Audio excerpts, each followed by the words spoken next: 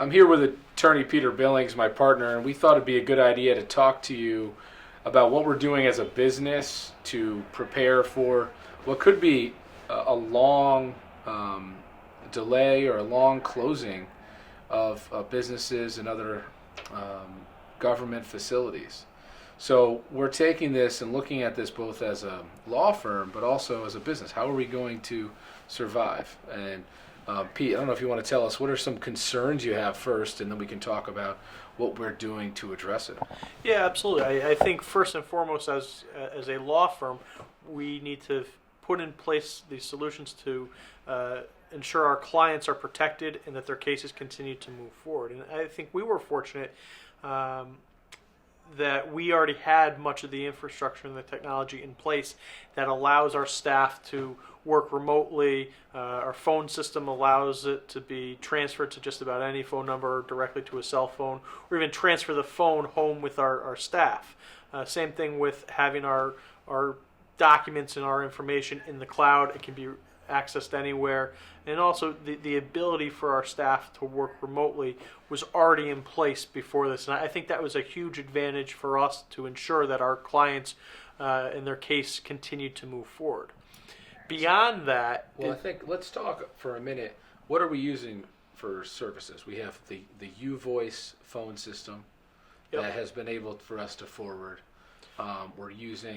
We have a kind of a back-end is a SharePoint Microsoft system with Mac computers where our attorneys and some of our staff have worked from home Macs very similar to the ones they have at the office.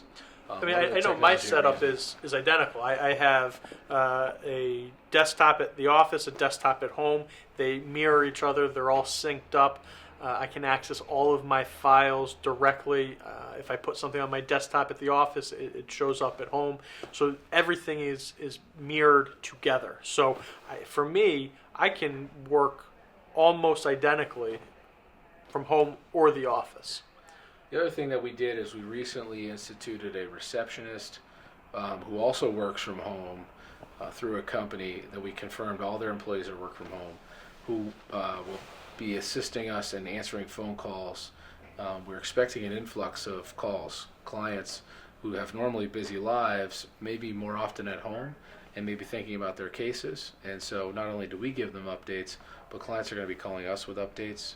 We expect with a lack of court hearings that other attorneys and adjusters we're going to see an increase in calls from them. So we have added a receptionist capacity to allow for that, which I think will be helpful, and we're a few days in and has already been very successful in being able to make sure that the information that we have is being managed appropriately. At the end of the day, I think as lawyers, we're pretty much, managers of information and the law. So the concern with the courts being closed, does that concern you? I think that will.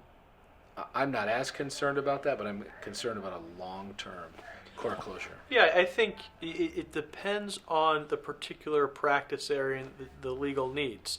So a personal injury case is more paper-driven. It is more pleading-based compared to a criminal case where it's all in-person discussions at the court with the prosecutor and the judge. And in fact, the Connecticut courts have essentially suspended a speedy trial right that you have if you've been arrested. So it absolutely impacts the legal process that we have, and I think it really depends on the type of legal situation that someone is encountering. Some of these ex parte emergency motions that have to be heard, they are calendaring them, they are putting them on the docket, but the legal system is slowing down. The courthouse is slowing down. So I think that is a concern. One of the functional, practical problems that we've had is how do we deal with the mail? Aside from the court slowing down and not having court dates, one of the practical pieces, we still get a lot of mail every day, and that's not going to stop. And if our staff is remote, what do we do with that mail? So I think what we're going to do for the mail right now is the staff member is going to come, pick up, and scan the mail as a batch scan, and then we're going to categorize it and distribute from home. And again, that's something that we had in place. It's a slight modification, but I think that's something that we had partly in place already, which has allowed us to continue to move forward and really continue to service our clients in their cases. Well, when we're handling checks, money comes in, we're going to have to deal with that as well. How are we going to deposit those? Are the banks going to stay open? There's limitations on the amounts that we can deposit electronically. So, are we going to be requesting more wire transfers for payments, things of that nature? I think we need to think about and talk about. And one of the things we've talked about, we can handle this type of situation for several weeks and a month.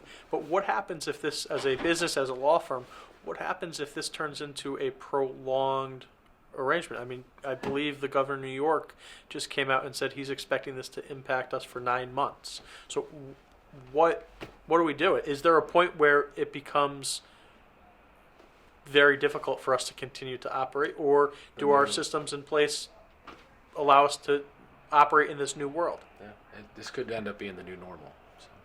Well, if you have any thoughts or questions for us, we'd love to have some interaction. If you're sitting at home, working from home, we'd love to hear how you're handling this, how your law firm or even your business is dealing with this shutdown. Please drop a comment below or send me a text at 203-710-0520. Thanks for watching and stay healthy.